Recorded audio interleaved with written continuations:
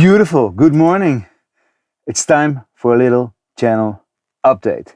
Let's go. Yesterday it happened. The channel passed the 5,000 subscriber mark. Something that's been a target from the beginning. I'm really thankful for you guys hitting that subscribe button and all those like buttons and leaving the comments. It's really good. We've been having some really good discussions, and you guys are the reason the channel is growing so rapidly. Thank you. Also, the Instagram has completely blown up and we're at 62,000 followers on Instagram. So the amount of people I'm reaching with this educational content, it's great. It feels really good to be able to give back to the community. I have gotten the question, quite a few people, what can we do to support the channel? Do you have any t-shirts or stickers or anything we can do? And up till now, there has been a possibility, but I have not announced it yet because I wanted to have something to show that the channel I'm creating is actually producing some useful content and not just more, how do you call it, more noise in the world. I think we're at 68, 67 videos, something like that. And all those videos are of pretty high quality. At least that's what I think. The audio is good, the information is good, and if it's not good, I'm always open for a conversation about it. That's exactly why the channel is there. So if you want to support the channel, you can do the following. And this is my idea behind it for now. Since the beginning, I've had set up a Patreon account. I've not announced it. I thought people will find it and will find the value in it when it's ready. Recently, I've had 2 people sign up, patrons. I'm really grateful for that. Thank you. It's like this. I produce a video. You go sit down, have a cup of coffee, and you buy me a cup of coffee. That's all. You can do that by going to Patreon, signing up, and enjoying the level 1 tier. You'll pay $3 or €3 for a cup of coffee from me every time I release a video. So, what has been going on? Since the last update video, which was already in May, I think, I've released about 20 to 30 new videos. We had the summer holidays. I had a van breakdown, which left me with some challenges to get to film. Then work really took off, which is really good, which left me with some challenges to edit. So the last 2 months, the video release schedule has been turned down a bit. I went to Grimp Day in Belgium, spent 4 days there to film all the competition action, and I made 3 edits of that and 1 trailer. You can watch them up here if you want to see what goes on a rope rescue competition. That was a first for me to do it like that, and I had a blast. If you're a contest organizer and you've seen the videos and you like it and you would like me to come to film, hit me up. Let's get into contact, let's connect, and let's see what we can do together to create some beautiful content and to show the world what goes on at your competition. So where do we go from here?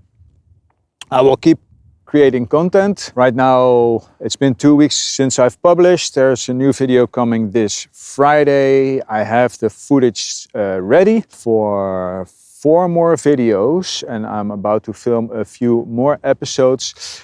I have about 50 to-dos on my list. I just don't have the time to film. And that's a good thing. I'm happy I'm that busy. That's why I will reduce the release schedule for now to 1 video per week. Another thing that's been going on is I've been having a lot of questions and comments about this is not the way to do it, this is not the way to do it. But like I've said from the beginning in the first introduction video of the channel, which is linked up there, I've repeated it in the second update video, which is linked somewhere down below. Methods versus principles. If there's one task to do, basic pick-off rescue from somebody from his chest sender, you can do it in 5 or 6, 7, 8 different ways, which are all safe and all good. Maybe you learned one thing or one method, and I learned another method, and somebody else teaches another method. But as long as we are always connected on 2 independent anchor points, and we prevent shock loads in devices with teeth, then you can do it in any way you want. You can do a counterbalance or a direct lift, or you can use a set of force, or you can use a grillon with a 3 like a Z-rig, 3-to-1. Any way it goes. You can use little prossy cord which you wrap around to make a sort of a pulley system. So many ways to do it. And all of those ways are good. They're proper techniques. If somebody has a different idea on something, be respectful. Don't start blasting them or anything. Maybe they come from a different industry. Maybe they're from the North American like NFPA stuff where they all use 12 or 13 mil ropes and everything is over-dimensioned. Whereas in some other industries, they're cool with using 9mm ropes for rigging for rescue. Or, like me, somewhere in between. So there's multiple ways to do this. There's no real right or wrong way. Depends where you are. Talking about where you are, I also get questions from people to connect me to employers to ask questions on how to do something. A lot of times I have an idea on how to do it. I'm from the Netherlands, so I know how the Dutch sector works, but not all over the world. But in general, if you want to get into the rope access industry, you get the relevant paper for the area you are. Is that IRATA? Is that SPRAT? Is it SOFT? Is it VISAT? There are so many different schemes you can follow. Maybe you don't even need a scheme to follow. You just need to be certified to have a basic knowledge or basic skill level. I don't know. It depends on where you are, the company you work for, the plant or the location you go to work at. A lot of different things that matter. But basically, you get your paper, you start knocking on the doors of the rope access companies. You just Google them, start knocking on the doors. Don't send emails, don't send WhatsApp text or anything. No, just go for the personal contact. Phone up people, get to know who the rope access manager is and get to know them. And once you get your foot in your door, at one point you will get a job. It might take some time. If you get your foot in the door, be on time, work safe. Don't complain that it's raining, that it's wet or whatever.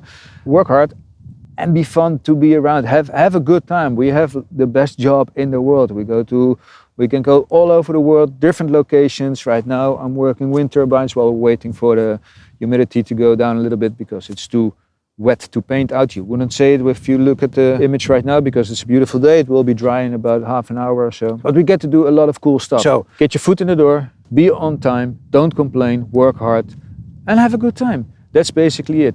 If you do that, and if you work safe and everything, then they will ask you back. So if you ask me a question on how things should be done, what paper you need, what certificate you need, what skill or what trade you should acquire to be better employable, I don't know, it depends on where you are. I have no idea. And some countries you need a certificate for everything.